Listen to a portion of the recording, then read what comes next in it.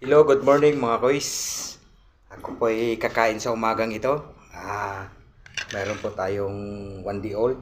May panang manok, may gulay, at may sasawan din tayo.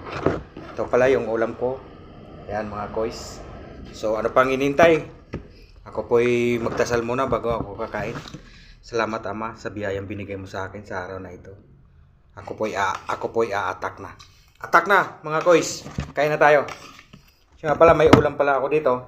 Ito pala yung tinatawag sa amin ng kabuti dito sa Maynila tawag. Pero ito dito sa amin ang tawag ay layat. So inadobo ko lang ito. At mayroon din na tayong konting hinalo. Ako po ay a-attack na. Attack na mga kois. Sa good morning ito. Ako po ay magkakamay. Masarap magkamay kasi